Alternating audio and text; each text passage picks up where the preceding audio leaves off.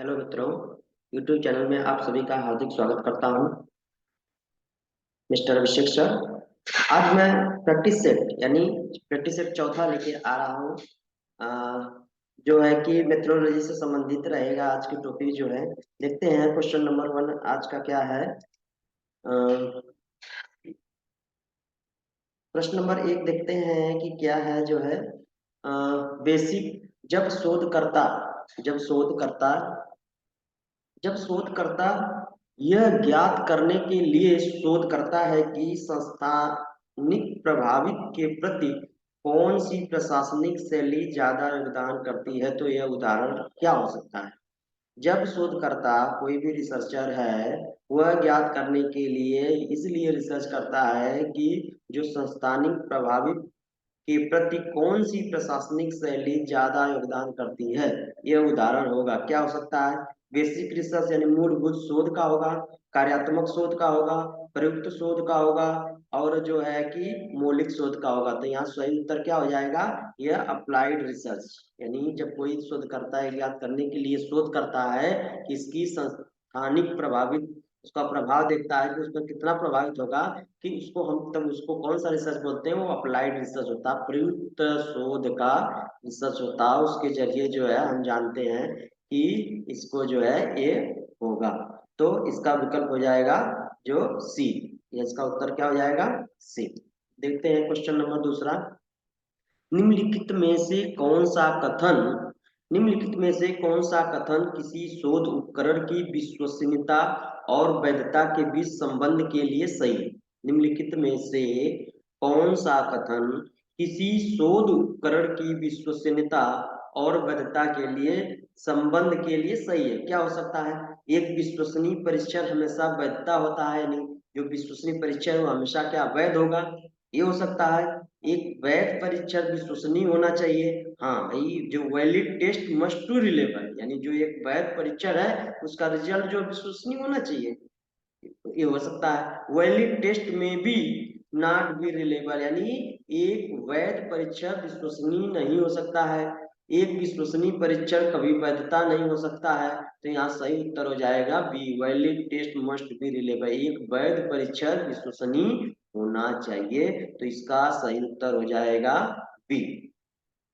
अगला क्वेश्चन देखते हैं। निम्नलिखित में से कौन सा एक शोध प्रस्ताव और एक शोध रिपोर्ट, यहाँ बात कर रहा है रिसर्च प्रपोजल की बात कर रहा है और रिसर्च रिपोर्ट की बात कर रहा है, उसमें समान तत्व नहीं है। निम्नलिखित में से कौन सा एक शोध प्रस्ताव और एक शोध रिपोर्ट का एक समान तत्व नहीं है? ऑब्जेक्टिव एंड हाइपोथेसिस यानी उद्देश्य और परिकल्पना, एप्लीकेशन फॉर फर्दर रिसर्च आगे के अनुसंधान के लिए नियता, रेफरेंस टू प्रीवियस रिसर्च यानी पिछले शोध का संदर्भ, सोर्स ऑफ इंफॉर्मेशन डाटा सूचना डेटा के स्रोत। तो यह कह रहा समान तत्व नहीं है। जैसे मान लीजिए हम जब रिसर्च करते हैं तो रिसर्च में क्या करते हैं, पहले हम प्रपोजल तैयार करते हैं। प्रपोजल जब तैयार करते हैं तो उसमें देखते हैं प्रॉब्लम क्या है, उसके ऑब्जेक्टिव क्या है, उसके हाइपोथेसिस क्या है, उसमें हम सैंपलिंग कैसे करेंगे, मेथोडोलॉजी कैसे करेंगे, ये सारा चीज हम पहले से प्लान करते हैं कि इस प्रॉब्लम से संबंधित हम क्या क्या करने हैं। अगर मान लीजिए हमने प्रपोजल बना लिया, प्रपोजल की बात आता है रिपोर्ट, जब रिपोर्ट बनाएंगे तो भैया रिपोर्ट जब बनाएंगे तो जो उसमें ऑब्जेक्टिव रहेगा और रिपोर्ट में ऑब्जेक्टिव दूसरा तो होगा नहीं, वो तो चेंज तो हो नहीं सकता, वो तो सेम होगा भाई। जो प्रपोजल में रहेगा वही जो रिसर्च में भी रहेगा। तो इसका मतलब यहाँ कहा जा रहा है जो ऑब्जेक्टिव है, उद्देश्य और परिकल्पना, अगर मान लीजिए प्रपोजल में जो बनाया आपने, क्या रिपोर्ट में वो क्या हो सकता है? नहीं हो सकता है भाई। हो सकता है, जरूर हो सकता है। वही जो हम कर रहे हैं वही होगा। रिफरेंस टू प्रीवियस रिसर्च, हम पिछला शोध जो रिव्यू या लिटरेचर कर रहे हैं, हम पीछे के शोध देख रहे हैं भाई, उसमें जो कर देख रहे हैं उसमें आगे भी स्टडी में देखेंगे वही सेम, उसमें भी कोई परिवर्तन नहीं कर सकता। सोर्स ऑफ इंफॉर्मेशन डाटा, जो भी हम सोर्स इकट्ठा कर रहे हैं, जहां जहां से हम सीख रहे हैं, जहां जहां से हम लिख रहे हैं, पढ़ रहे हैं, उसको रिसर्च कर रहे हैं, उसका अध्ययन कर रहे हैं, वो भी वही सेम रहेगा। क्योंकि आप कर रहे हो तो आपका विपरीत तो होगा नहीं। यहाँ बात हो गई एप्लीकेशन ऑफ फर्दर रिसर्च, यानी जो हम रिकमेंडेशन करते हैं, जो रिकमेंडेशन करते हैं आगे के अनुसंधान में, अर्थात बोलते हैं हिंदी में, जो हम फर्दर ऐसा हम ऐसे टॉपिक से रिलेटेड और हम अनुसंधान कर सकते हैं, ऐसे रिसर्च कर सकते हैं, यहाँ की बात यहाँ कर रहा है। तो यहाँ उत्तर हो जाएगा बी। यहाँ बी उत्तर हो जाएगा, यहाँ का बी हो जाएगा, आगे के अनुसंधान के लिए निहितार्थ हो सकता है। अगला प्रश्न देखते हैं, क्वेश्चन नंबर 4। जब एक शोधकर्ता अपने नमूने में उन व्यक्तियों को शामिल करता है जो तैयार है और आसानी से उपलब्ध है, तैयार भी है और आसानी से उपलब्ध भी है, तो नमूना लेने की तकनीक को क्या कहा जा सकता है? जो हम सैंपलिंग कर रहे हैं उसकी तकनीक को क्या कहेंगे? सिंपल रैंडम सैंपलिंग करेंगे, क्वार्टर सैंपलिंग करेंगे, स्नोबॉल सैंपलिंग करोगे, इंसिडेंटल सैंपलिंग करोगे? तो यह जो नमूने लेने की जो तकनीक होगी वो आकस्मिक होगी, वह उसका कोई शेड्यूल नहीं रहेगा, तो इसको बोलेंगे इंसिडेंटल सैंपलिंग। एक शोधकर्ता अपने नमूने में उन व्यक्तियों को शामिल करता है, उन व्यक्तियों को शामिल करता है जो तैयार हैं और आसानी से उपलब्ध हैं, तो नमूना लेने की तकनीक को क्या कहा जाएगा? तो उसको कहेगा आकस्मिक नमूनाकरण कहा जा सकता है। ये उत्तर सही हो जाएगा। तो अगला क्वेश्चन देखते हैं, नमूनाकरण की एक विधि, नमूनाकरण की एक विधि जो जनसंख्या के सभी वर्गों के अनुपातिक प्रतिनिधित्व को सुनिश्चित करती है, इसे कहा जाता है, क्या से कहा जाता है? नमूनाकरण की एक विधि जो जनसंख्या के सभी वर्गों के अनुपातिक प्रतिनिधित्व को सुनिश्चित करती है, इसे क्या कहा जा सकता है? सरल यादृच्छिक नमूनाकरण, स्थिरीकरण नमूनाकरण, उद्देश्यपूर्ण नमूनाकरण, व्यवस्थित नमूनाकरण। तो यहाँ का उत्तर हो जाएगा, इसका उत्तर हो जाएगा स्थिरीकृत नमूनाकरण, यानी बी सही है, बी सही है ना। नमूनाकरण की एक विधि जो जनसंख्या के सभी वर्गों के अनुपातिक प्रतिनिधित्व को सुनिश्चित करती है, इसे क्या कहा जाता है? तो स्थिरीकृत नमूनाकरण कहा जाता है।